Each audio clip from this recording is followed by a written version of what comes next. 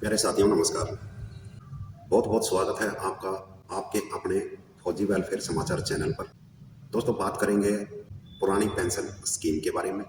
जैसा कि मैंने पिछले वीडियो में बताया था, हमारी जो सरकारी कर्मचारी संगठन सरकार के सामने पुरानी पेंशन स्कीम बहाली को लेकर के कई बार सरकार के सामने अपनी मांगे रखी और सरकार ने जब इनका कोई जवाब नहीं दिया तो हमारे संगठन सुप्रीम कोर्ट पहुंचे। सुप्रीम कोर्ट ने भी दोस्तों सरकार को संभावित बदलाव और केंद्रीय कर्मचारियों के अधिकार देने की बात कही थी, मगर फिर भी सरकार का इस तरफ कोई रुख साफ नज़र नहीं आता दिखाई दे रहा है। तो चलिए दोस्तों आज इसी मुद्दे पर बात करते हैं और इस नए अपडेट्स में क्या जानकारी निकल करके आ रही है उसके बारे में बात करते हैं। तो दोस्तों all India trade union Congress AITUC ने 8वें वेतन आयोग के समक्ष केंद्रीय कर्मचारियों और पेंशन भोगियों के लिए कई महत्वपूर्ण मांगे रखी हैं। आखिर कौन कौन सी ये मांगे हैं, इनके बारे में विस्तार से जानकारी लेते हैं। दोस्तों सबसे पहले नज़र डालते हैं हाइलाइट्स पर। आज के हाइलाइट्स क्या क्या हैं।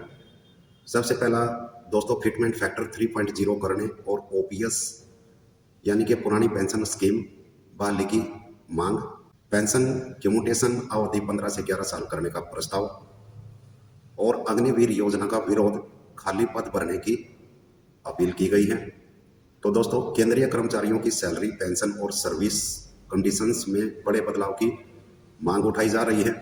All India trade union Congress AITUC ने 8वें वेतन आयोग के सामने फिटमेंट फैक्टर कम से कम 3.0 और पुरानी पेंशन योजना की बहाली और पेंशन कम्यूटेशन अवधि घटाकर करीब 11 साल करने जैसी बहुत महत्वपूर्ण मांगे रखी हैं।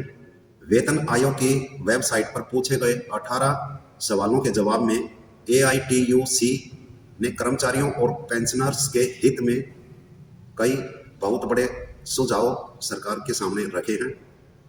दोस्तों फिटमेंट फैक्टर 3.0 की मांग जोर से उठाई जा रही है। AITUC ने कहा है कि वेतन संशोधन के लिए फिटमेंट फैक्टर 8वें वेतन आयोग में कम से कम 3.0 रखा जाए। फिटमेंट फैक्टर वही मल्टीप्लायर होता है जिसके आधार पर कर्मचारियों और पेंशनर की सैलरी और पेंशन बढ़ती है।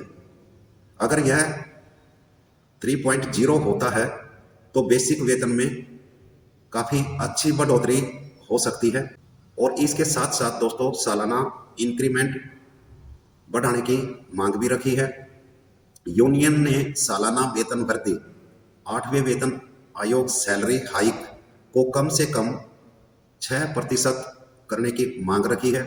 फिलहाल 7वें वेतन आयोग में सभी पे लेवल पर यह बढ़ोतरी सिर्फ 3% है। दोस्तों वेतन गणना में 5 परिवार यूनिट, इसका क्या मतलब होता है, इसके बारे में जानकारी लेते हैं। 7वें वेतन आयोग में वेतन तय करते समय पति पत्नी और 2 बच्चों यानी 3 परिवार यूनिट।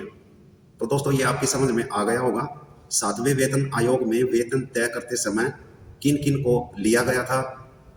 एक यूनिट, परिवार यूनिट जिसको बोलते हैं, उसमें पति पत्नी और 2 बच्चों यानी 3 परिवार यूनिट, जो कि ये 7वें वेतन आयोग में लागू थी।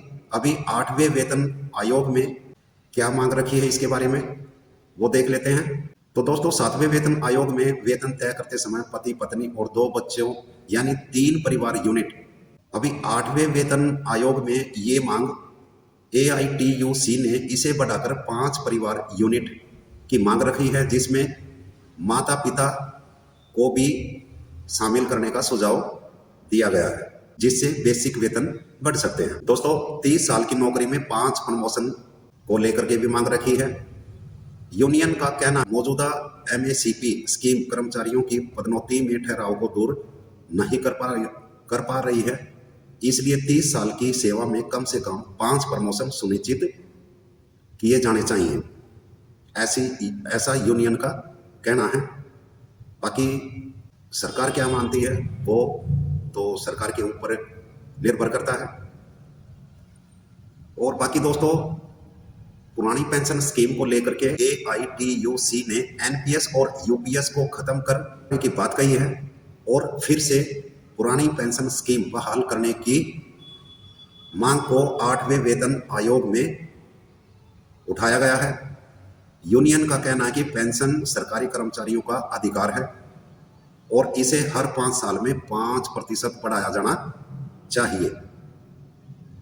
अभी कम्यूटेशन को लेकर यूनियन का क्या कहना है?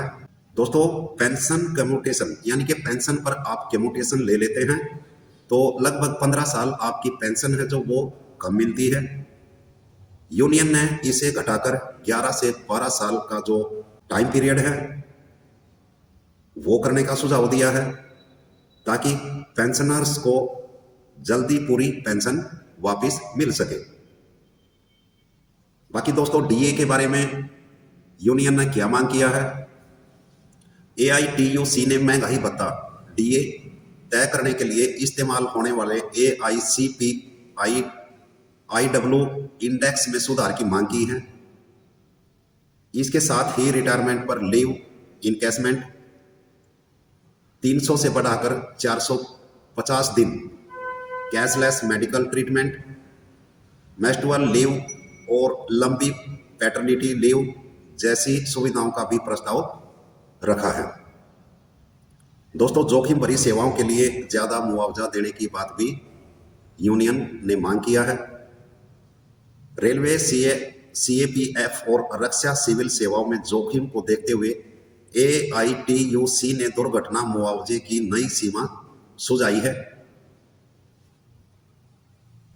इसमें दोस्तों, मृत्यु होने पर लगभग 2 करोड़ रुपए मुआवजा होना चाहिए और बड़े हादसे पर कम से कम 1.5 करोड़ रुपए मुआवजे के तौर पर मिलने चाहिए।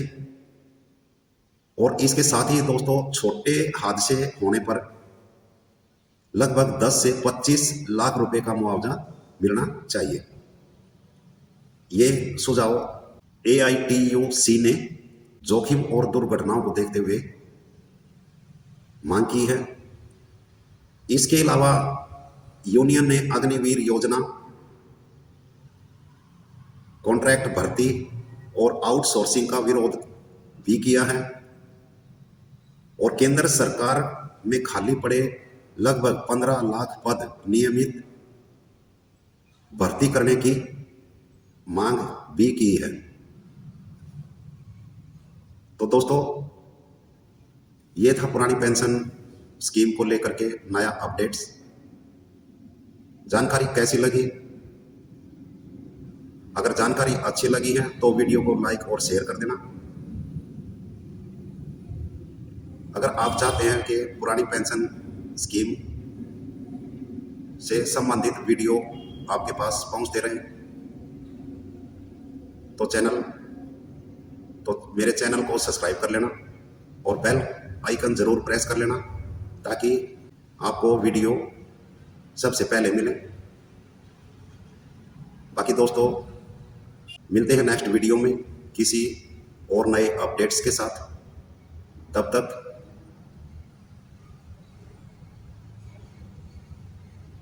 जय हिंद।